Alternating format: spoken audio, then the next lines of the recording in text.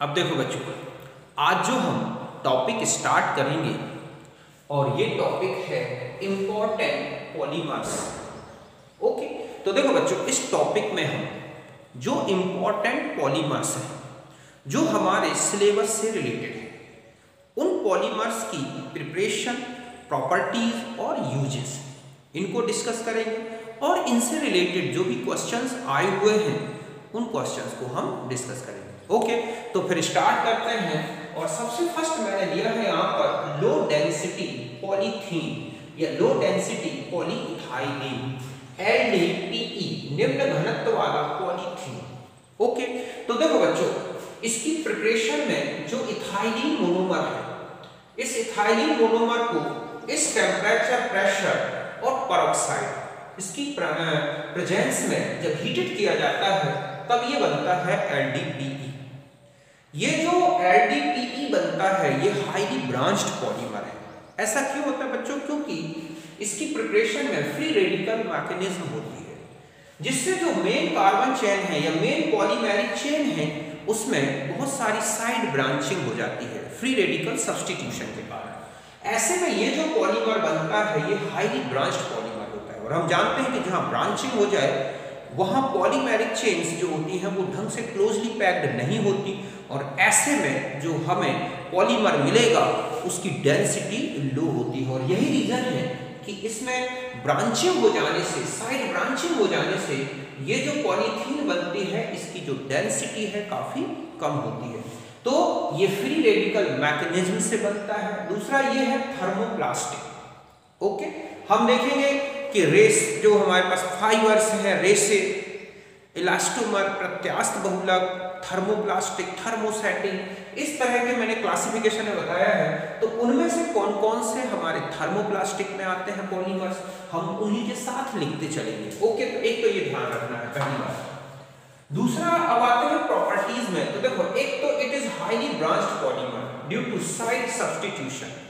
समझ गए ना कि जब मेन जो पॉलीमेरिक चेन बन रही है उसमें साइड में सब्स्टिट्यूशन हो जाने से ये ब्रांचिंग होता है, हैविंग लो डेंसिटी, और जहां ब्रांचिंग है वहां लो डेंसिटी होगी। केमिकली इनर्ट है, फ्लेक्सिबल होता है। ओके, समझ गए बच्चों। अत्यधिक शाखित बहुलक है क्योंकि इसमें पार्श्व प्रतिस्थापन होता है, निम्न घनत्व होता है, रासायनिक रूप से निष्क्रिय है, लचकदार है।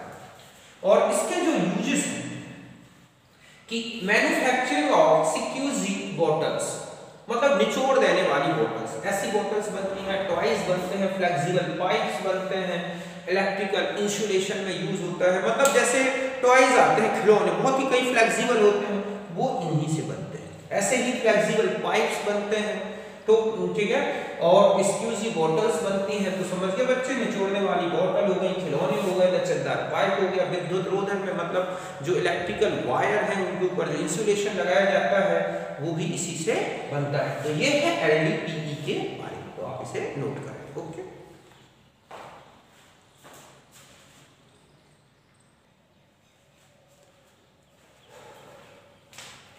अब देखो बच्चों, नेक्स्ट जो पॉलीमर है और ये है हाई डेंसिटी पॉलीथीन HDPE, उच्च घनत्व का पॉलीथीन। तो ध्यान रखें कि ये बनता एथाइलीन से ही है। समझ गए ना, इसका जो मोनोमर है वही है जो LDPE का है, बट यहाँ पर जो कैटालिस्ट यूज होता है ये है ज़िगलर-नाटा कैटालिस्ट, C2H5 Al + TiCl4। ध्यान रखें कि यहाँ पर एक तो क्वेश्चन इसी से आ जाता है कि यहाँ पर जो HDPE बनाया जाता है उसका कैटालिस्ट का फॉर्मूला क्या है। तो ये ठीक है, ट्राई इथाइल एल्यूमिनियम और टाइटेनियम क्लोराइड। टेम्परेचर होता है 33 केल्विन से 343 केल्विन, 6 से 7 atm प्रेशर, तब बनता है HDPE। ध्यान रखें यहाँ पर फ्री रेडिकल मैकेनिज्म नहीं होती। टाइटेनियम एक एडजॉर्बेंट की तरह वर्क करता है और जो इथाइलीन मॉलिक्यूल है उसे अपनी सरफेस पर एडजॉर्ब करता है, और इस तरह से एडजॉर्प्शन से जो एनर्जी आती है उससे जो इथाइलीन मॉलिक्यूल है वो एक्टिवेटेड हो जाता है, और इस तरह से एक के बाद एक इथाइलीन मॉलिक्यूल जुड़ते जाते हैं। ऐसे में कोई साइड में ब्रांचिंग नहीं होती और ऐसे में एक लीनियर जो है पॉलीमर बनता है, और यही रीजन है कि ये हाईली क्लोजली पैक्ड होता है और इसकी डेंसिटी हाई होती है। यही मैंने लिखा है कि titanium absorbs ethylene on its surface and added ethylene molecules to form long straight chain polymer। ठीक है, क्या बना देता है? Long straight chain polymer without side substitution. मतलब इसका वर्क यही है कि ये फ्री रेडिकल मैकेनिज्म ना होने दें, क्योंकि फ्री रेडिकल मैकेनिज्म में साइड जो मेन कार्बन चेन बन रही है या पॉलीमेरिक चेन बन रही है उसमें हाइड्रोजन हटके और वहां पर फ्री रेडिकल सब्स्टिट्यूशन हो जाता है, ब्रांचिंग हो जाती है, तो ये रोक लेता है, जिसके कारण ही एक लीनियर स्ट्रेट चेन पॉलीमर बनता है और इसका क्लोज पैकिंग होने के कारण ही ये बहुत हाई डेंसिटी का होता है। समझ गए बच्चों कि टाइटेनियम एथिलीन अणुओं को अपनी सतह पर अधिशोषित करके और इन अणुओं को जोड़कर एक लंबी बहुलक श्रृंखला बनाता है, जिससे ये पार्श्व प्रतिस्थापन नहीं होता और ये मुक्त मूलक प्रतिस्थापन भी नहीं होने देता। प्रॉपर्टीज में चले जाओ तो लीनियर चेन पॉलीमर, ये तो मैंने पहले बता दी, having high density due to close packing, more tougher and harder than LDP, और थर्मोप्लास्टिक पॉलीमर। ध्यान रखें, ये बिल्कुल ध्यान रखना है आपको कि कौन सा किसमें, ये सब में मैं लिखता जाऊंगा कौन किस कैटेगरी का होता है। रेखी बहुलक होता है, उच्च निबिड़ संकुलन के कारण इसका घनत्व उच्च होता है, एलडीपी से अधिक मजबूत और कठोर होता है। और बच्चों थर्मोप्लास्टिक ताप सुनम्य बहुलक है। यूजेस देखें तो बकेट्स बनाने में, डस्टबिन्स बनाने में, बॉटल्स बनाने में, जो पाइप मजबूत पाइप आते हैं उनकी, ठीक है, मैन्युफैक्चरिंग में यूज होते हैं। तो ये है हमारा HDPE के बारे में। ओके, तो यहाँ में जो क्वेश्चंस और कंपटीशन में याद रखना है, इसका फॉर्मूला, इसकी हाई डेंसिटी का रीजन और एक यूजेस। ओके, तो यहाँ तक नोट करना।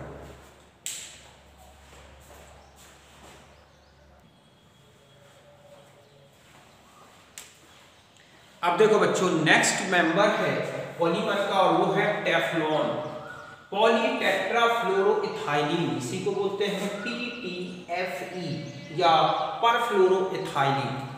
ओके, ये है इसका मोनोमर टेट्राफ्लोरोइथाइलीन।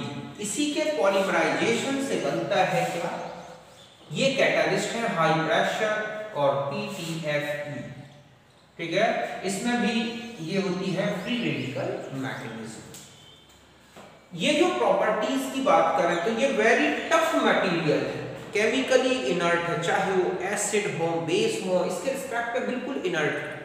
हाईली हीट रेजिस्टेंट, बहुत ही हाई टेम्परेचर तक बच्चों ये पिघलता नहीं है, बहुत ही हाई हीट रेजिस्टेंस है। अब इसका रीजन क्या है? इसका रीजन है due to high bond energy of CF bond. इसमें CF बॉन्ड है, जो हम जानते हैं कि जो हैलाइड्स हैं उनमें सबसे स्ट्रॉन्ग बॉन्ड बनाता है फ्लोराइड, तो CF बॉन्ड बहुत हाई एनर्जी का है और ऐसे में ये बहुत ही हाई हीट रेजिस्टेंट होता है और थर्मोप्लास्टिक पॉलीमर है।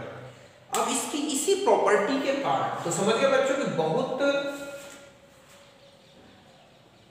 बहुत कठोर पदार्थ होता है रासायनिक, मतलब पॉलीमर्स में सबसे ज्यादा कठोर होता है, रासायनिक रूप से निष्क्रिय है, केमिकली इनर्ट है, उच्च ऊष्मारोधी है, क्योंकि CF बंध की बंध ऊर्जा बहुत हाई होती है।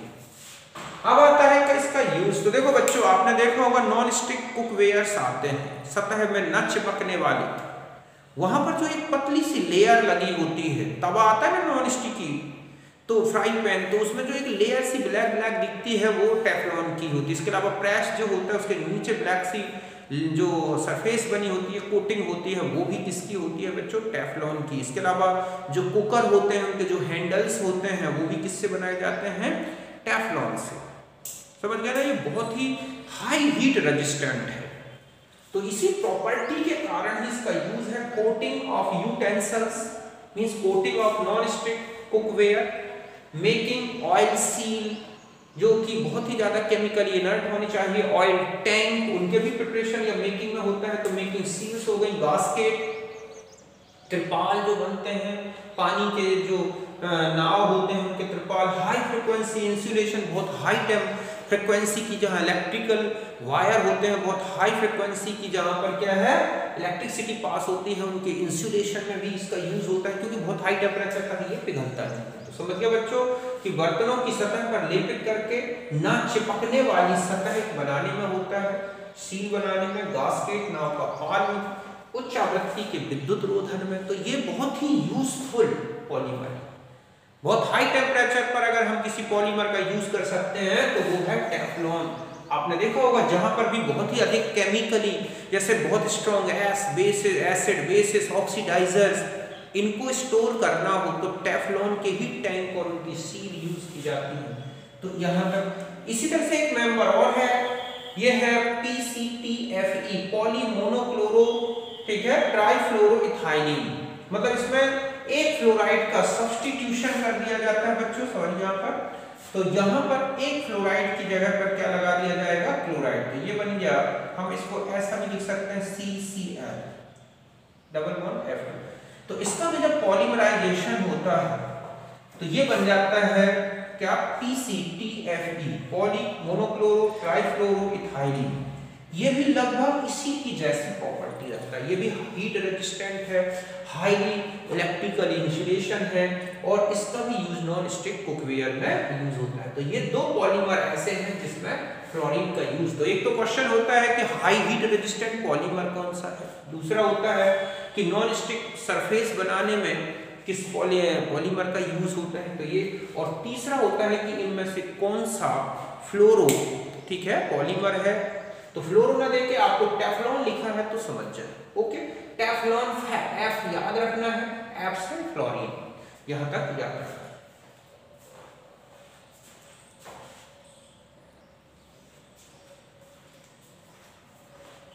अब देखो बच्चों नेक्स्ट मेंबर है और ये है पॉलीएक्रिलोनाइट्राइल TAN। इसी के अदर नेम्स हैं ओरलोन, एक्रिलोन, एक्रिलेन या आर्टिफिशियल बूल। देखो आर्टिफिशियल बूल इसलिए बोलते हैं क्योंकि ये बहुत ही, मतलब ये जो है बूल जैसे ही फाइबर्स बनाता है, मतलब देखने में बिल्कुल बूल जैसा लगता है। आपने देखा होगा जो स्वेटर्स आती हैं बहुत ही कलरफुल और बिल्कुल बूल जैसी दिखती हैं, वो हो गई। ब्लैंकेट्स, कंबल आते हैं बहुत ही सुंदर सुंदर चमकदार, वो भी किससे बने होते हैं, पॉलीएक्रिलोनाइट्राइल से। तो आज जितने भी स्वेटर्स आ रहे हैं मार्केट में जो दिखते हैं बिल्कुल बूल जैसे, एक्चुअली वो PAN से ही बने होते हैं। अब आता है कि इसकी प्रिपरेशन, देखो इसका मोनोमर है विनाइल साइनाइड या हम इसी को बोलते हैं एक्रिलोनाइट्राइल। प्रेजेंस होती है या तो पेरोक्साइड ले सकते हैं, फेरस सल्फेट प्लस H2O ले सकते हैं, NaNH2 लेते हैं। तो इस तरह से ये बनता है PAN, ओके, पॉलीएक्रिलोनाइट्राइल। मैंने कल आपको मैकेनिज्म बताई थी कि पॉलीएक्रिलोनाइट्राइल में मेन जो एडिशन रिएक्शन चलती है और वो है एनाइन एडिशन मैकेनिज्म, जब ये प्रेजेंस होती है NaNH2, ओके। तो इस तरह से इसमें ये मैकेनिज्म होती है। इसके अलावा ये मैकेनिज्म भी हो सकती है फ्री रेडिकल, लेकिन जो मेन प्रीडोमिनेंट मैकेनिज्म इसके लिए यूज होती है वो है कौन सी, एनाइन फॉर्मेशन या एनाइन एडिशन रिएक्शन, ठीक है। प्रॉपर्टीज की बात करें तो फाइबर पॉलीमर है, इसमें रेसे बनते हैं, फाइबर्स होते हैं। तो जो हमारे पॉलीमर्स का टाइप है तो ये फाइबर पॉलीमर है। एक इसके फाइबर लाइक बूल जैसे दिखते हैं, देयरफॉर कॉल्ड आर्टिफिशियल बूल, ठीक है। समझ के बच्चों, रेशा बहुलक है, इसके रेसे, ठीक है, तथा इसके रेसे ऊन के जैसे होते हैं, इसलिए कृत्रिम रेशे भी बोलते हैं या फिर कृत्रिम ऊन भी कहते हैं। यूजेस में देखोगे क्लॉथ्स बनाने में, कपड़े जो है बहुत सुंदर सुंदर डिजाइन के कपड़े, बहुत सुंदर कपड़े जो आपने देखा होगा सूट के कपड़े आते हैं वो ज्यादातर इसी से बनते हैं। कारपेट्स हो गए, सुंदर कारपेट्स, ब्लैंकेट्स जो कंबल आते हैं, ठीक है, blended with wool, substitute of wool के फॉर्म में यूज होता है। इसके अलावा ऑल्सो इन कर्टन में, तो जो कर्टन्स होते हैं, ठीक है, इनको बोला जाता है एक्रिलेनर कर्टन। तो सुंदर सुंदर दरवाजों के जो कर्टन होते हैं, पर्दे होते हैं, वो भी इसी से बनते हैं। तो समझ गए होगा ये बहुत ही यूजफुल है। ओरलोन, ठीक है, ओरलोन में ओढ़ने वाले कपड़े, इस तरह से याद करना इसको। आर्टिफिशियल वूल है, ऊन है, ओरलोन से ऊन याद रखा, ऊन से आर्टिफिशियल ऊन रखा। तो जितने भी ऊन से कपड़े जो बनते हैं या स्वेटर्स बनते हैं वो इससे भी बनते हैं। तो यहां तक नोट करें।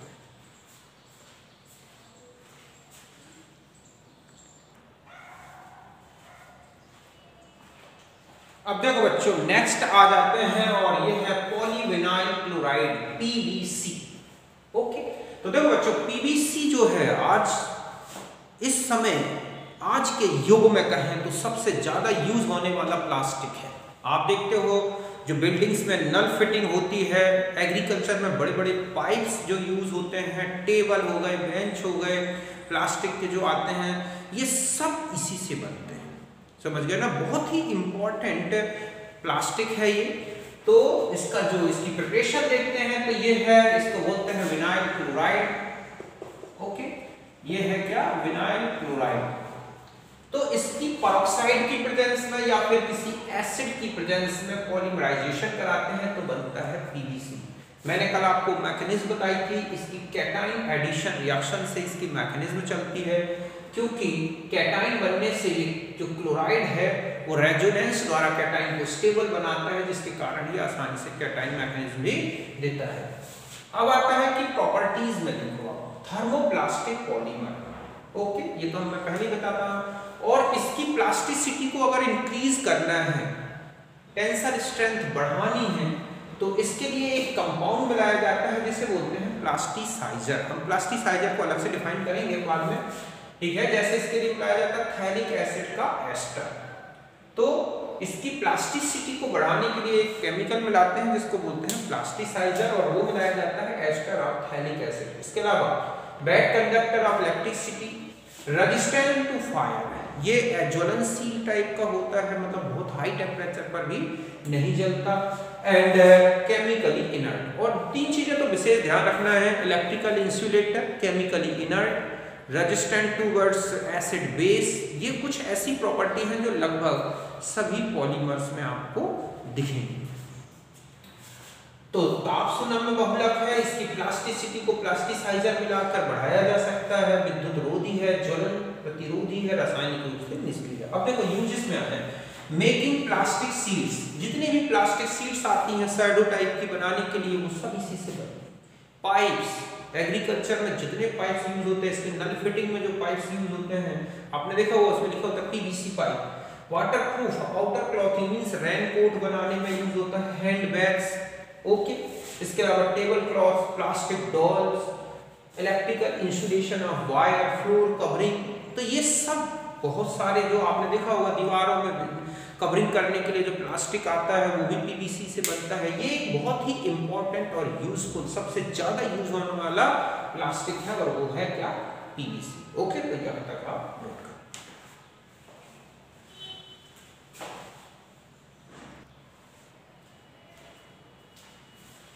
अब देखो बच्चों, नेक्स्ट जो मेंबर है वो है polymethyl methyl acrylate. Okay, CH2 double bond C, COOCH3। अगर मिथाइल नहीं होता तो हम इसे केवल मिथाइल एक्रिलेट बोलते हैं। अब यहाँ पर मिथाइल लगा हुआ है, इसलिए होगा मिथाइल मिथाइल एक्रिलेट। ये मिथाइल इस मिथाइल को रिप्रेजेंट करता है, और ये वाले मिथाइल को ये, और इसको एक्रिलेट। ओके, एस्टर है ये। पेरोक्साइड की प्रेजेंस में पॉलीमराइजेशन होता है तो इस तरह का पॉलीमर बनता है, जो कि एक एडिशन पॉलीमर है। क्या है ये, PMMA, फ्री रेडिकल मैकेनिज्म होती है। अब ये बता दें कि ये एक हार्ड और ट्रांसपेरेंट पॉलीमर है, ग्लास लाइक, मतलब कांच जैसा दिखता है, इसलिए इसका एक नेम है प्लेक्सी ग्लास।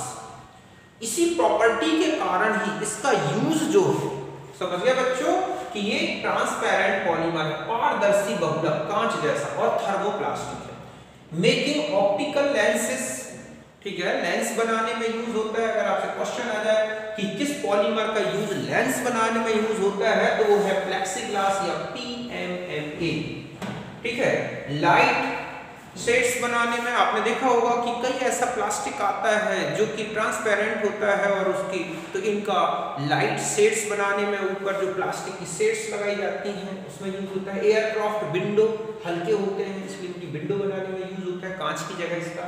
स्काई लाइट हो गया। प्लास्टिक ज्वेलरी, समझिए बच्चों, किसका, प्लास्टिक की ज्वेलरी जो भी आती है वो सब इसी से बनती है, कांच जैसी जो दिखती है प्लास्टिक की, तो वो प्लास्टिक ज्वेलरी इसी से बनती है। किससे, PMMA। तो ये भी एक बहुत ही इंपॉर्टेंट पॉलीमर है, काफी क्वेश्चंस इससे बनते हैं।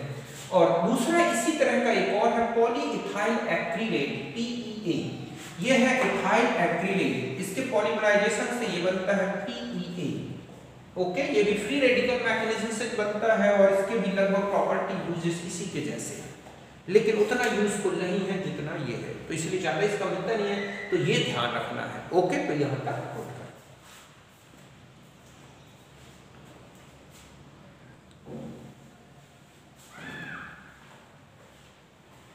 अब देखो बच्चों, नेक्स्ट एडिशन पॉलीमर है और ये है पॉलीस्टाइरीन, या इसी को बोलते हैं स्टायरोन, स्टायरोफोम। ओके, ये है इसका मोनोमर और ये क्या है, स्टाइरीन, इथाइलिन बेंजीन, इसी को हम क्या बोल सकते हैं, इथाइलिन बेंजीन। ओके, तो इसका पेरोक्साइड की प्रेजेंस में पॉलीमराइजेशन होता है, पॉलीस्टाइरीन बनती है। ध्यान रखें, इसमें सबसे बेस्ट फ्री रेडिकल मैकेनिज्म मिलती है। रीजन है रिंग फ्री रेडिकल को स्टेबल बनाता है। ओके, तो ये है पॉलीस्टाइरीन। अब आती है प्रॉपर्टी, तो ये भी एक थर्मोप्लास्टिक पॉलीमर है, मोस्ट केमिकली इनर्ट, बहुत अधिक केमिकली इनर्ट है, हार्ड होता है, हीट रेजिस्टेंट होता है। इस मोस्ट केमिकल इनर्ट नेचर के कारण ही इसका सबसे ज्यादा यूज होता है फूड कंटेनर्स में, मींस कोई केमिकल रिएक्शन ना करे फूड का, कॉस्मेटिक बॉटल्स में, जो कि कॉस्मेटिक जो आते हैं उनकी बॉटल्स में, टेलीविजन और रेडियो कैबिनेट्स बनाने में इसका हीट रेजिस्टेंट नेचर और हार्ड होने के कारण, ताकि कोई शॉर्ट सर्किट हो टेलीविजन या रेडियो में तो ये जल्दी से कैबिनेट खराब ना हो। इसके अलावा प्लास्टिक कप्स क्योंकि हीट रेजिस्टेंट है पैकेजिंग में, इस तरह से इससे यूज होते हैं, समझते ना। तो ये थे, तो अभी तक मैंने जो ये बताए आपको, जितने भी पॉलीमर्स, ये सब एडिशन पॉलीमर्स के कैटेगरी में आते हैं बच्चों, और इनमें या तो फ्री रेडिकल मैकेनिज्म है, कैटायनिक, एनायनिक, कैटायनिक मैकेनिज्म और एनायनिक मैकेनिज्म, और most favourable common free radical mechanism इसमें एनायनिक मैकेनिज्म PAN में और PBC में कैटायनिक मैकेनिज्म। इसके अलावा इथाइलिन में देखेंगे तो उसमें फ्री रेडिकल मैकेनिज्म होती है। पॉली प्रोपाइलिन भी होता है पॉलीमर, उसमें भी जो फ्री रेडिकल मैकेनिज्म होगी वो मोस्ट कॉमन होती है, क्योंकि उसमें एल्काइल ग्रुप स्टेबल बनाता है। तो यहां तक तो अभी आप नोट करें।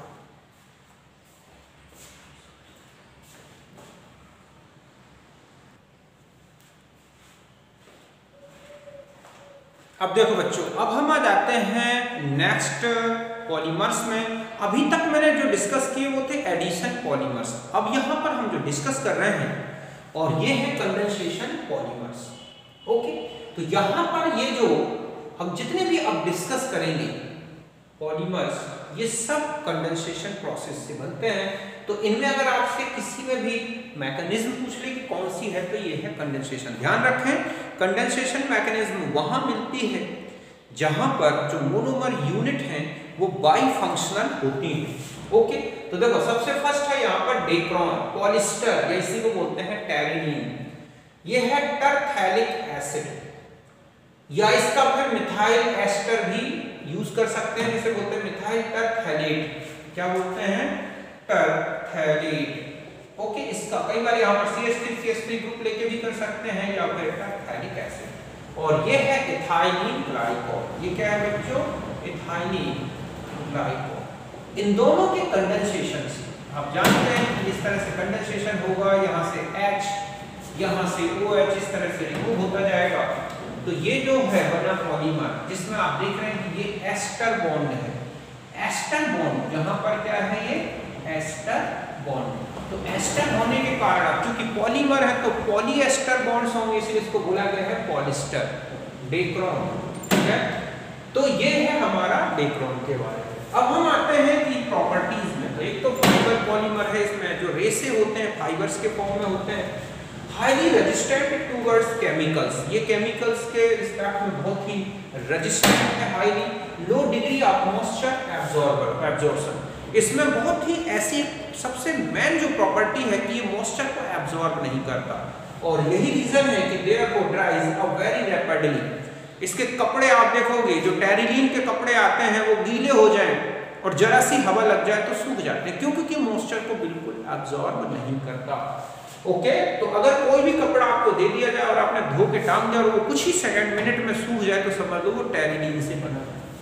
तो therefore dries up very rapidly, it's clothes are creaseless. इनमें क्रीज नहीं पड़ती। आप इनमें जो है मतलब जैसे हम देखते हैं कि कॉटन के कपड़े हों तो धो दो तो क्रीज ही क्रीज दिखने लगती हैं, बट ये एक ऐसा क्लॉथ बनाता है कि इसमें क्रीज नहीं पड़ती, सीधा धो बिना प्रेस के भी पहन लो तो आपको दिक्कत नहीं आएगी। तो क्लॉथ्स आर क्रीजलेस। ओके, तो देखो बच्चों, रेशा बहुलक है, रसायनों के प्रति बहुत अधिक निष्क्रिय है, निम्न कोटि की आर्द्रता आर्द्रता अवशोषक होता है और इसलिए इसके कपड़े बहुत जल्दी सूख जाते हैं शीघ्रता से। क्रीज लेस होता है, आप इसके कपड़ों को धो दोगे, टांग दोगे तो उसमें क्रीजेस नहीं बनेगी, मतलब जो सिकुड़न दिखती है ना वो नहीं दिखती, प्रेस करने की भी जरूरत नहीं है। अब आता है यूजेस। तो आज पूरे मतलब कहें कि आज के युग में जो है सबसे ज्यादा यूज होने वाला जो टेक्सटाइल सिंथेटिक टेक्सटाइल फाइबर है वो है टेरेलिन। बहुत लगभग 80% जो है सस्ते जो कपड़े आते हैं लेकिन बहुत मजबूत कपड़े जो बनते हैं वो इसी से बनते हैं। समझ गए ना, सबसे ज्यादा यूज होने वाला एक तो ये रेशा है, फाइबर है। दूसरा है कि इसको अगर कॉटन के साथ मिक्स कर दें तो टेरिकॉट बन जाता है, और अगर वूल के साथ बना दें तो टेरीवूल। तो टेरीवूल टेरिकॉट के भी क्लॉथ्स आते हैं, कपड़े आते हैं, आपको देखा होगा वो काफी मजबूत और महंगे होते हैं। इसके अलावा जो हेलमेट्स होते हैं, सेफ्टी हेलमेट्स में जो कांच लगता है उस कांच की पावर को मजबूत बनाने के लिए भी इनके जो है ग्लास रेनफोर्स के फॉर्म में, मटेरियल के फॉर्म में यूज किया जाता है। इसके अलावा फिल्म के माइलर बनाने में होता है। तो समझिए बच्चों कि आज के समय में सबसे महत्वपूर्ण सिंथेटिक फाइबर है ये। सुरक्षा हेलमेट में कांच को मजबूत बनाने में किया जाता है, फिल्म के माइलर बनाने में, इसके अलावा टेरिकॉट टेरीवूल इनमें। तो दूसरे नंबर में अगर हम देखें कपड़ों में, देखो एक तो आपने देखा था पीएन जो सबसे ज्यादा पर्दे कारपेट्स इनको बनाने में, और अगर कपड़ों में देखा जाए तो ये सबसे ज्यादा यूज होने वाला क्या है, फाइबर है। ओके, तो यहां तक नोट करो।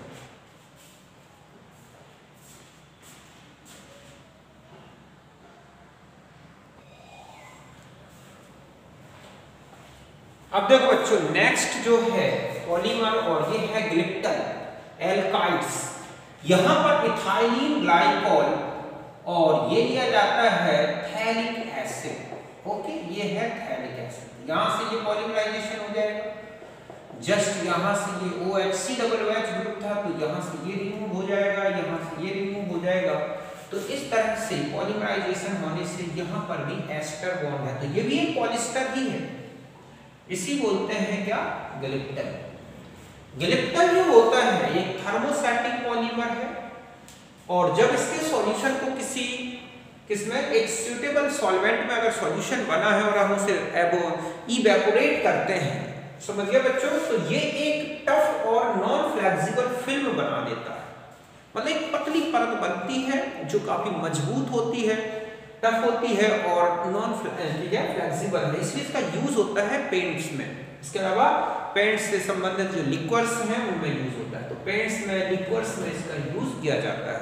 ओके, समझ गए बच्चों। तापदरण बहुलक है, जब इसकी उचित विलायक में इसको उचित विलायक रखकर वाष्पीकृत करते हैं तो ये मजबूत तथा लचकदार पतली परत बना लेता है, इसलिए इसका उपयोग पेंट में और लिक्विड्स में किया जाता है। मतलब सरफेस की कोटिंग में ये काफी इंपॉर्टेंट यूज होने वाला। तो इसमें ऑब्जेक्ट होता है कि इनमें से कौन सा पॉलीमर पेंट में यूज होता है, वार्निश में यूज होता है, तो पेंट या वार्निश में इसका यूज किया जाता है।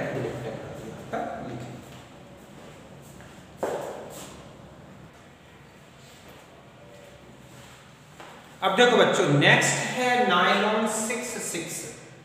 ये जो पॉलीमर है इसमें पहली बात बता दूं जो 66 क्यों आया है, 66 इसलिए क्योंकि इसके जो मोनोमर्स होंगे इसमें 6 जो कार्बन है आप देख रहे हैं इसमें 4A और 2A और 6 कार्बन यहाँ पे, समझ जाएंगे ये है, इसीलिए टोटल ये नायलॉन 66 लिखा होता है। तो इसमें एडिपिक एसिड और हेक्सामिथाइलिन डाइअमाइन, ये इनका कंडेंसेशन पॉलीमर है इस टेम्परेचर पर। तो यहाँ पर ये जो है इस तरह से आप देख रहे हैं कि ये OH और यहाँ से H2 रिमूव हो गया, तो ये अमाइड बॉन्ड बन गया। पॉलीपेप्टाइड में जैसे अमाइड बॉन्ड होता है, तो एक तो क्वेश्चन यही होता है कि इनमें से किस पॉलीमर में अमाइड बॉन्ड है, तो जहां नायलॉन लगा हो अमाइड बॉन्ड तो होगा एक चीज। दूसरा होता है इसमें जो है कि ये किस तरह का पॉलीमर है, तो कंडेंसेशन पॉलीमर है, और कैसा है, हेटेरोपॉलीमर, कोपॉलीमर जिसको हम बोलते हैं। ओके, तो इस तरह से कमांड। तीसरा होता है कि ये इतना टफ, टेंशन स्ट्रेंथ मजबूत मतलब होता है, इसको ज्यादा नहीं ताना जा सकता, खींचा जा सकता। रीजन है इसमें हाइड्रोजन बॉन्डिंग भी होती है CONH ग्रुप्स के बीच में, तो ये काफी मजबूत है। तो फाइबर भी होता है, फाइबर फॉर्मिंग, प्लास्टिक थर्मोप्लास्टिक भी है, मतलब प्लास्टिक का तो है ही, इसके अलावा इसके अच्छे फाइबर्स मजबूत बनते हैं क्योंकि इसमें जो पॉलीपेप्टाइड चेन्स हैं वो हाइड्रोजन बॉन्ड होके और हाई टेंसाइल स्ट्रेंथ के फाइबर्स बनाती हैं due to hydrogen bonding. Crystalline nature का भी होता है, समझ गए ना, स्ट्रॉन्ग क्रिस्टलाइन नेचर जैसा दिखता है। तो रेसे तथा ताप सुनामी बहुलक है, उच्च तनन सामर्थ्य है, हाइड्रोजन बॉन्डिंग के कारण क्रिस्टलीय प्रकृति का होता है। अब आता है यूजेस कहाँ होता है। तो देखो मेकिंग प्लास्टिक सीड्स, जैसे मैंने आपको बताई थी कि जो सीड्स बनाई जाती हैं पीवीसी या उससे, वैसे हिंदी भी सीड्स बनती हैं। ब्रिस्टल्स और ब्रशेस, ब्रश जो आते हैं उनमें जो ब्रिस्टल्स लगे होते हैं जो आप देखते हैं उसमें मतलब एक गुच्छा टाइप का जो लगा होता है ब्रिस्टल्स कहलाते हैं। तो उनको बनाने में इसका टेक्सटाइल इंडस्ट्री में भी यूज होता है, कपड़ों के रेशे बनाने में यूज होता है, मजबूत रेशे बनाने में यूज होता है। समझ गए बच्चों, प्लास्टिक सीड्स बनाने में, ब्रश के ब्रिस्टल्स बनाने में, कपड़ा उद्योग में इसका यूज होता है। तो आप यहाँ तक लिखें।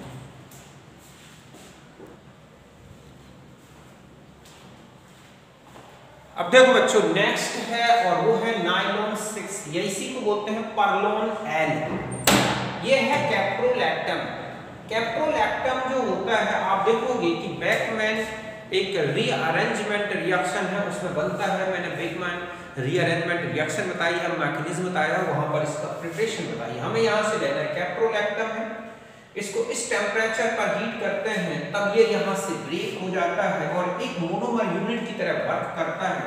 तो ध्यान रखें कि कैप्रोलैक्टम जो है एक होमोपॉलीमर है। क्या है बच्चों, ये होमोपॉलीमर, जबकि नायलॉन 6 जो था वो हेटेरोपॉलीमर था, उसमें दो अलग अलग यूनिट है।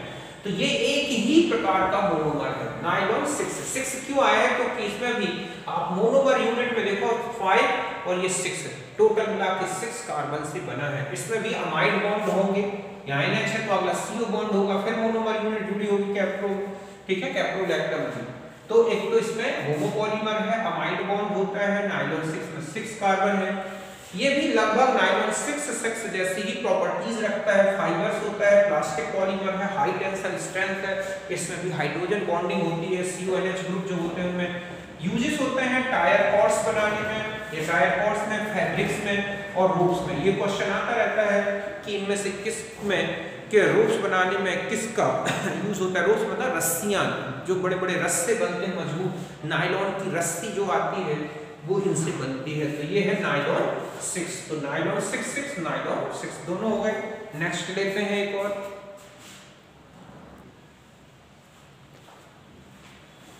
अब देखो बच्चों नेक्स्ट है नायलॉन 610। यहां पर 6 तो इसमें है हेक्सामेथाइलिन डायमाइड, मतलब यहां पर 6 कार्बन यहां है, 10 कार्बन यहां, और ये है हेक्सेन, सॉरी ये कहलाएगा डेकेन,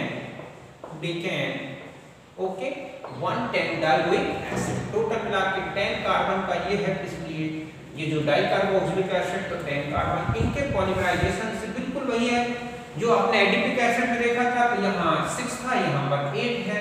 ये है नायलॉन 610, इसमें भी आप देख रहे हैं अमाइड बॉन्ड होता है। तो ये भी एक फाइबर प्लास्टिक है, इसमें सम इलास्टिक नेचर की, कुछ इलास्टिसिटी भी होती है, इसमें लाइट होता है, हल्का होता है, वेरी स्ट्रॉन्ग होता है, बहुत स्ट्रॉन्ग फाइबर्स होते हैं, फ्लेक्सिबल है। तो ये है, समझ गए बच्चों, प्लास्टिक और फाइबर बहुलक है, इसमें कुछ प्रत्यास्था का गुण भी होता है, हल्का होता है, बहुत ही मजबूत होता है, लचकदार होता है। और इसके जो यूजेस है, एक तो कारपेट्स बनाने में, फैब्रिक्स में, टायर कॉर्ड्स बनाने में, रोप्स बनाने में, रस्सियां जो आती हैं नायलॉन की, इसमें भी इसी से बनती है। तो ये थे तीनों नायलॉन जो कि एक कंडेंसेशन पॉलीमर है। तो देखो एक तो क्वेश्चन होता है 110-6 ये क्या इंडिकेट कर रहा है, तो ये ध्यान रखना है। हाइड्रोजन बॉन्ड वाले कौन से पॉलीमर है, तो इनमें होता है। अमाइड बॉन्ड वाले कौन से हैं, तो ये हैं फाइबर और प्लास्टिक नेचर दोनों है, तो इसमें कौन है, तो ये नायलॉन में अच्छी तरह से ध्यान रखना है। ओके, तो यहाँ तक लिखना।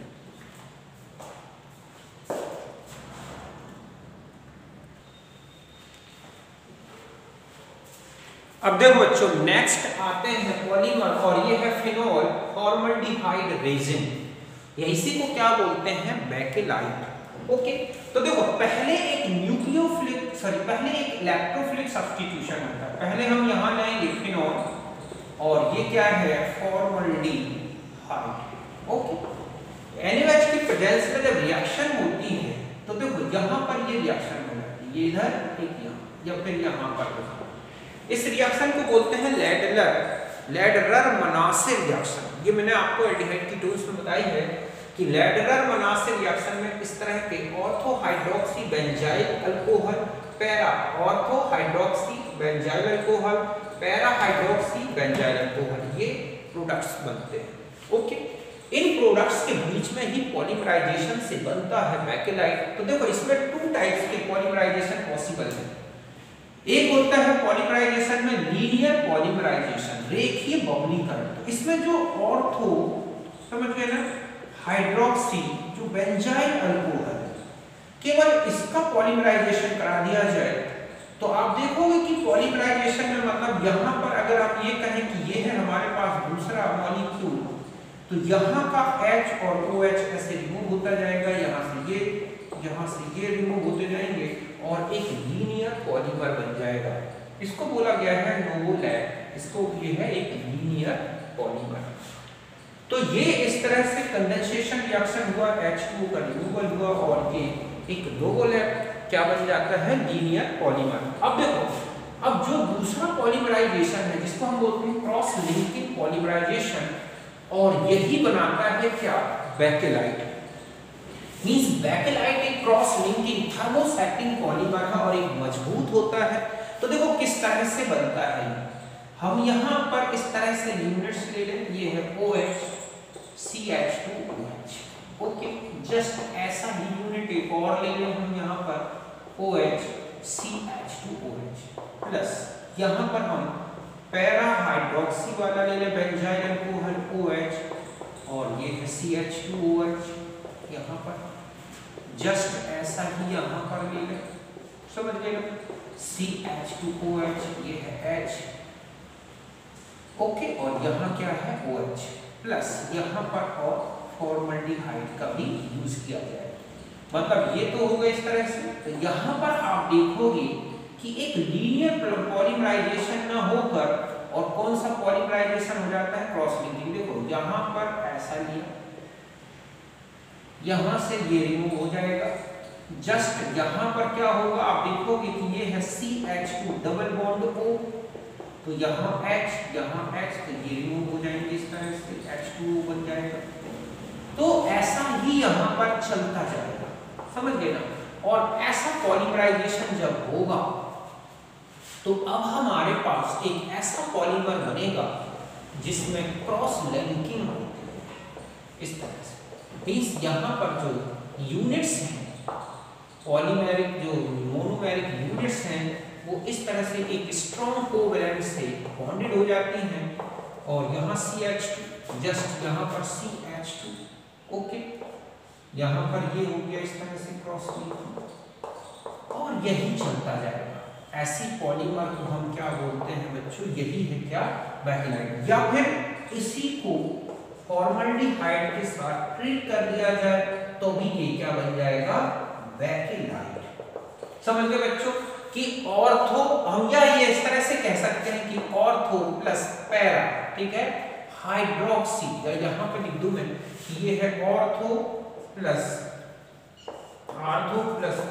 पैरा हाइड्रोक्सी, ठीक है, बेंजाइल अल्कोहल, ऐसा लिखते हैं, प्लस CH2O, और इनको हीट किया जाए NaOH के साथ तो ये बन जाएगा बैकेलाइट। या नोवोलैक लेकर और फॉर्मल्डिहाइड के साथ ट्रीट किया जाए तो दो चैनों को जोड़ने के लिए फॉर्मल्डिहाइड बीच में आ जाएगा, तो ऐसी दो चैन जुड़ जाएंगी तो भी ये बन जाएगा।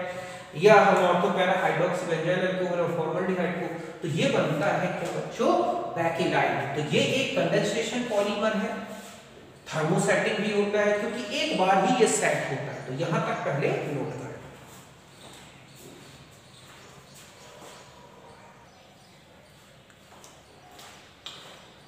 अब देखो बच्चों, जो बैकेलाइट्स के बारे में मैंने बताया, तो बैकेलाइट्स एक तो थर्मोसेटिंग पॉलीमर है, समझ रहे हैं बच्चों। थर्मोसेटिंग पॉलीमर वो है जो एक बार ही सेट होता है, उसका रीयूज्ड नहीं किया जा सकता, रीयूज नहीं होता तो नॉट रीयूज्ड, ओके। फिर आता है वेरी हार्ड और फायर रेजिस्टेंट, बहुत ही मजबूत होता है, ज्वलनशील है, फायर रेजिस्टेंट है और केमिकली इनर्ट है। यूज होता है मेकिंग कोम्स, कंघी जो बनते हैं, फोनोग्राफ, रिकॉर्ड्स, आपने देखा होगा पुराने जो रिकॉर्ड्स आते थे फोनोग्राफ, वो उससे बनते थे। इसके अलावा जितने भी इलेक्ट्रिकल स्विचेस हैं, आप देखोगे जो बोर्ड में स्विचेस लगे होते हैं इलेक्ट्रिकल, वो सब बैकेलाइट से बनते हैं। वो तो मजबूत होते हैं, शॉर्ट सर्किट हो जाए तो भी नहीं जलते, वो इसी काले पड़ जाएंगे लेकिन जलेंगे नहीं। ओके, और इसके अलावा यूज होते हैं हैंडल्स ऑफ वेरियस यूटेंसिल्स। आप देखोगे कुकर जो होते हैं या जो जिनमें साइड में हैंडल्स लगे होते हैं जो गर्म ना हो, तो उनको बनाने में भी इसी बैकेलाइट का यूज होता है। ओके, यहां तक आ गए। अब नेक्स्ट जो कंडेंसेशन पॉलीमर है वो है मेलामिन फॉर्मल्डिहाइड रेजिन। अब देखो बच्चों, मेलामिन फॉर्मल्डिहाइड रेजिन एक होता है मेलामिन, इसका फुल नेम है 2,4,6 ट्राइअमाइन 1, 2, 3। तो देखो आप यहां से अगर हम नंबरिंग करें तो 2, 3, 4 और ये 6, तो 2, 4, 6 ट्राइअमाइन 1, 3, 5 ट्राइएजाइन, मतलब 1, 3, 5 तीन एजाइन ग्रुप हैं, इसी को बोलते हैं मेलामाइन। इसमें एक क्वेश्चन होता है कि इसमें कितने 1 डिग्री NH2 ग्रुप है, तो आप देखोगे कि इसमें 1 डिग्री जो NH2 अमाइन ग्रुप है, अमीनो ग्रुप, समझ गए बच्चों, वो कितने दिख रहे हैं 3। और ये है फॉर्मल्डिहाइड CH2O, इनकी रिएक्शन से ये बन जाता है, ये है हमारे पास इस तरह का एक मोनोमर। अब ये मोनोमर जो होता है इसी के पॉलीमराइजेशन से, मींस यहां से OH रिमूव होगा, ये इनका जो है वो H रिमूव होगा, जस्ट ऐसा ही यहां से H, इन्हीं में से इस तरह से पॉलीमराइजेशन होता है। तो ये जो कंपाउंड बनता है ये है मेलामाइन, ठीक है, melamine formaldehyde resin. Melamine formaldehyde resin भी एक थर्मोस्टैटिक पॉलीमर है, ये भी रीयूज नहीं होता और क्वाइट हार्ड, काफी मजबूत होता है, नॉन ब्रेकेबल पॉलीमर है, इसको कितनी भी ऊपर से पटक दो, गिरा दो तो इजी टूटता नहीं है, इसलिए सबसे ज्यादा यूज होता है इसका नॉन ब्रेकेबल क्रॉकरीज। समझ गए बच्चों, मजबूत क्रॉकरी जो घर में यूज होती है उसकी प्रिपरेशन में इसका यूज होता है। तो ये भी एक थर्मोस्टैटिक पॉलीमर है। तो urea formaldehyde, sorry melamine formaldehyde resin, ठीक इसलिए फिनॉल फॉर्मल्डिहाइड रेजिन। एक और रेजिन होता है जो कि यूरिया फॉर्मल्डिहाइड रेजिन है, तो ये हटा देता हूं मैं। आप देखोगे इसके अलावा एक और बता दूं जो कि फॉर्मल्डिहाइड और यूरिया के कंडेंसेशन से बनता है। एक बार क्वेश्चन आया है कि यूरोट्रोपिन बनाने में जो, ठीक है, कंपाउंड यूज होता है उससे बनने वाला जो है पॉलीमर कौन सा है, तो ध्यान रखें यूरोट्रोपिन फॉर्मल्डिहाइड से बनता है, फॉर्मल्डिहाइड, और किसकी रिएक्शन अमोनिया की, तो हेक्सामिथाइलिन टेट्रामाइन बनता है। तो फॉर्मल्डिहाइड से ये 3 पॉलीमर्स बनते हैं। कौन कौन से हो गए, एक तो ये बैकेलाइट। अब दूसरा क्वेश्चन आता है कि बैकेलाइट का मोनोमर क्या है, तो ध्यान रखें बैकेलाइट का मोनोमर ऑर्थोहाइड्रोक्सी और पैरा हाइड्रोक्सी बेंजाइल अल्कोहल्स होते हैं। नोबेल का पूछा जाए तो यही उसमें ऑर्थोहाइड्रोक्सी बेंजाइल अल्कोहल होता है, ना कि फॉर्मल्डिहाइड और फिनॉल, क्योंकि उनसे बनने वाली जो यूनिट है वो रिपीट होती है बार बार। तो जो रिपीटिंग यूनिट है हम उसको इसमें पूछा जाए तो इसकी रिपीटिंग यूनिट ये है। ओके, अब हम आ जाते हैं कि यूरिया फॉर्मल्डिहाइड रेजिन क्या है, तो ये है हमारे पास यूरिया, ये क्या है बच्चों, यूरिया प्लस फॉर्मल्डिहाइड, ये इनकी रिएक्शन से देखो क्या बन जाएगा कि यहाँ पर हम ऐसा ले लें NH2CO NH CH2OH, तो इसका मोनोमर ये है, क्या है ये मोनोमर। अब हम इसका कंडेंसेशन करा दें तो यहाँ से NH बचेगा, CO NH CH2 और इस तरह का पॉलीमर बनेगा। यहाँ से OH रिमूव हो जाएगा, यहाँ से हम इसको ऐसा ले लें तो यहाँ से H, और ये जो बनता है यही है यूरिया फॉर्मल्डिहाइड रेजिन। ध्यान रखें यूरिया फॉर्मल्डिहाइड रेजिन भी ये क्या है, हम इसकी प्रॉपर्टीज यही लिख सकते हैं। ये जो प्रॉपर्टीज मैंने लिखी है ना, आप यही ध्यान रखोगे।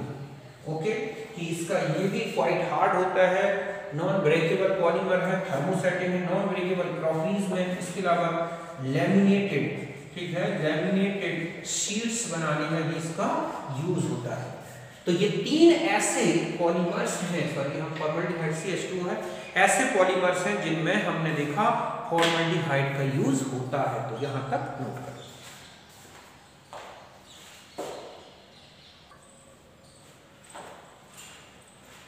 अब देखो बच्चों, लास्ट एक और मैं बता दूं कंडेंसेशन पॉलीमर थायोकोल, तो इस तरह से ये है, ठीक है, डाइक्लोरोइथाइन, तो 1,2 डाइक्लोरोइथेन, ठीक है, और ये है डाइसोडियम सल्फाइड, इनके पॉलीमराइजेशन से ये पॉलीमर बनता है, इसे बोलते हैं थायोकोल। ये भी एक केमिकली इनर्ट है और इसका यूज होता है हॉजेस बनाने में, टैंक लाइनिंग मतलब टैंक के जो इंटरनल सरफेस उसकी कोटिंग में, मतलब इंजन गास्केट, इंजन का पाल, ढकने वाला पाल बनाने में, rocket fuel when mixed with oxidiser. एक क्वेश्चन आया है कि ऐसा कौन सा पॉलीमर है जो रॉकेट फ्यूल में यूज होता है, तो वो है थायोकोल। ईंधन इंजन का जो फ्यूल है, रॉकेट इंजन फ्यूल, इसके में यूज होता है, ये ऑक्सीडाइजर के साथ मिला दिया जाए तो ये फ्यूल की तरह वर्क करता है। समझ गए बच्चों? रासायनिक रूप से निष्क्रिय है, इसका उपयोग होज बनाने में, बड़े बड़े मतलब होज बनाने में, टैंक की आंतरिक परत बनाने में, और इंजन का पाल बनाने में, रॉकेट ईंधन के रूप में। यहाँ तक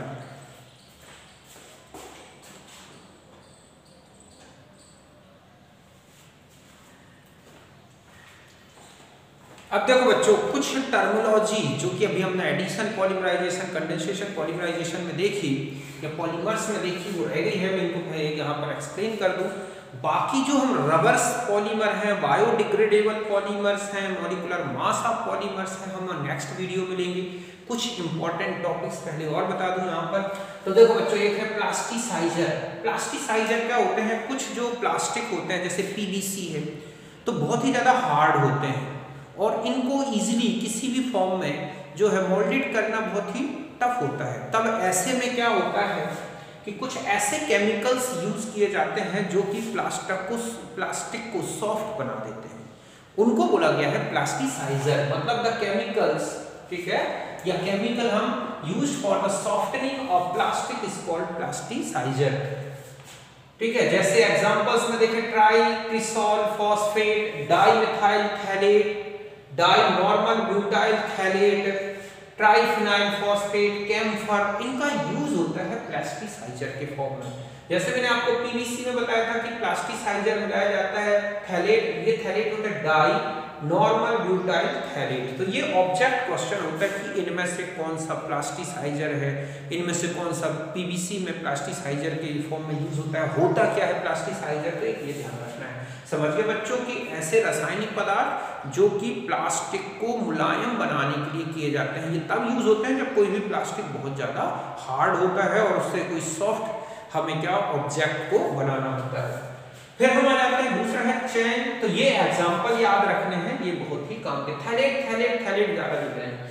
फिर आते हैं चेंज ट्रांसफर एजेंट। कभी कभी क्या होता है, जो विनाइल पॉलीमराइजेशन है, मींस जिसमें एक ही डबल बॉन्ड होता है और वो विनाइलिक फॉर्म में होता है, ऐसे मोनोमर्स जब पॉलीमराइजेशन करते हैं चेन रिएक्शन और उनमें फ्री रेडिकल रिएक्शन चलती है, तो हम जानते हैं लॉन्ग चेन बनती है। लेकिन अगर इनमें कुछ ऐसे केमिकल्स आ जाएं जो कि इस चेन रिएक्शन को कॉम्पीट करने लगते हैं, ऐसे केमिकल कंपाउंड जो मेन चेन रिएक्शन की जो फ्री रेडिकल रिएक्शन चल रही है उसके साथ साथ उनमें फ्री रेडिकल रिएक्शन चलने लगे, उनमें भी फ्री रेडिकल्स बन जाए, मतलब साइड में मिला दिए गए या उनमें मिले हुए कुछ ऐसे केमिकल्स जो अपने फ्री रेडिकल्स बनाते हैं और जो मेन कार्बन चेन जो चेन चल रही है पॉलीमर की, उससे कॉम्पीट करके उसकी ग्रोथ को कम कर देते हैं, वो कहलाते हैं क्या बच्चों, चेन ट्रांसफर एजेंट। ये लिखा है कि इन विनाइल पॉलीमराइजेशन, विनाइल पॉलीमराइजेशन मतलब जैसे विनाइल ग्रुप होता है ना, CH2 डबल बॉन्ड CH2, तो ये है। तो इस तरह के जो मोनोमर्स हैं जिनमें इस तरह का एक डबल बॉन्ड होता है, उनमें जब फ्री रेडिकल मैकेनिज्म होती है तो कुछ ऐसे अदर रेडिकल्स भी रिएक्शन में, सम अदर कंपाउंड्स के, कुछ कंपाउंड्स के ऐसे भी रेडिकल्स बन जाते हैं जो कि सच रिएक्शन, जो मेन चेन रिएक्शन है, समझ गए ना, मेन जो है ये क्या है हम की मेन चेन रिएक्शन जो कि उसके साथ कॉम्पीट करते हैं और पेरेंट एडिशन चेन रिएक्शन को क्या कर देते हैं, इंटरप्ट करते हैं, मींस उसके साथ उसकी ग्रोथ को रोकने की कोशिश करते हैं, तो ऐसे कंपाउंड्स कहलाते हैं क्या बच्चों, चेन ट्रांसफर। तो in vinyl polymerization free radical mechanism, some other free radicals reaction of some other compounds also occur, ठीक है, such reaction compete with parent addition chain reaction, sorry यहाँ पे इसकी जरूरत नहीं है, such reaction compete with parent addition chain reaction and interrupt the further growth of original chain reaction, such other compounds are called chain transfer agent। इसमें object आता है, ये थ्योरेटिकल नहीं पूछा जाता है इनमें से कौन सा चेन ट्रांसफर एजेंट है। तो समझ गए बच्चों कि जब पॉलीमराइजेशन चल रहा हो फ्री रेडिकल, उसमें कोई दूसरा फ्री रेडिकल बन जाए, जो मेन है मोनोमर का फ्री रेडिकल है, उसके अलावा कुछ कंपाउंड्स और होते हैं जो अपना रेडिकल बनाते हैं और वो मेन चेन में जोड़ने लगते हैं, जिससे मेन चेन की ग्रोथ रुक जाती है, तो ऐसे केमिकल्स क्या कहलाते हैं? Chain transfer agent. की free radical mechanism vinyl polymerization कुछ यौगिक विमुक्त मूलक अभिक्रिया दर्शाते हैं तथा मुख्य श्रृंखला विक्रिया से प्रतिस्पर्धा द्वारा उसकी श्रृंखला वृद्धि को रोकते हैं। ऐसे यौगिक कहलाते हैं चेन ट्रांसफर एजेंट, जैसे CCl4, CBr4, methyl benzene, normal butyl mercaptan. अगर इनको मिला दिया जाए तो चेन ग्रोथ रुक जाती है, तो ये क्या कहलाते हैं? Chain transfer agent. इनको नोट करें।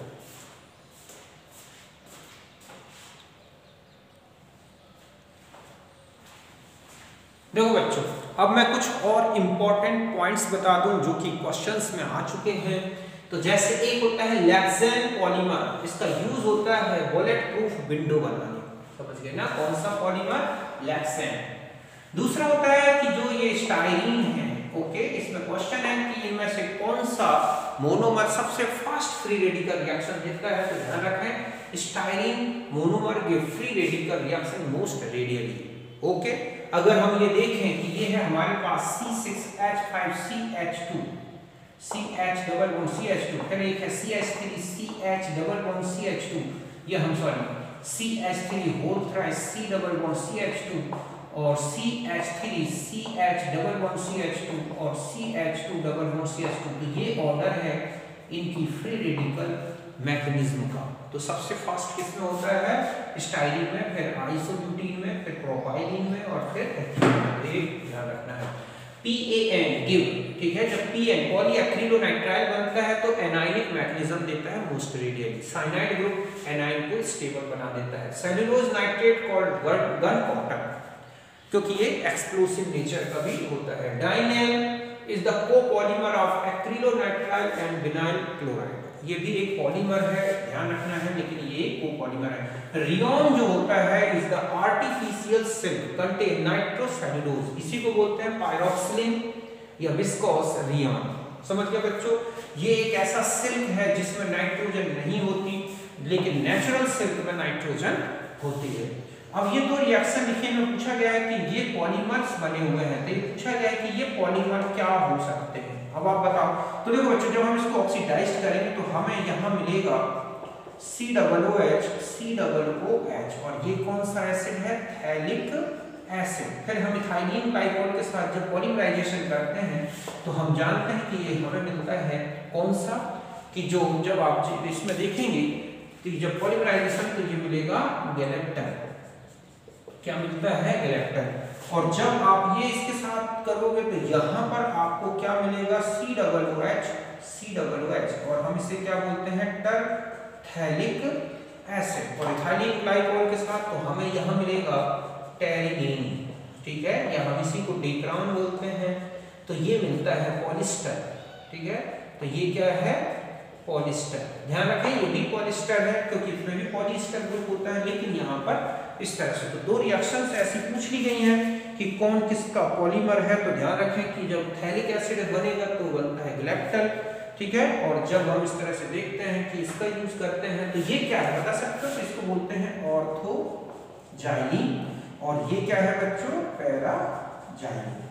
तो ये कुछ इंपॉर्टेंट चीज जो है, इंपॉर्टेंट पॉइंट्स रह गए थे जो मैंने आपको यहाँ पर डिस्कस कर दिए। अब देखो बच्चों, जो नेक्स्ट टॉपिक हम लेंगे इसी में वो होगा हमारा कौन सा? एक तो रबर के बारे में कि जितने भी रबर्स हैं सिंथेटिक नेचुरल, एक तो उसको डिस्कस करेंगे। बायोडिग्रेडेबल पॉलीमर्स और मॉलिक्यूलर मासेस ऑफ पॉलीमर्स, ये हमारा टॉपिक बचा हुआ है, इसको हम नेक्स्ट वीडियो में डिस्कस करेंगे। तब मिलते हैं नेक्स्ट वीडियो में। Okay, thank you, bye, see you.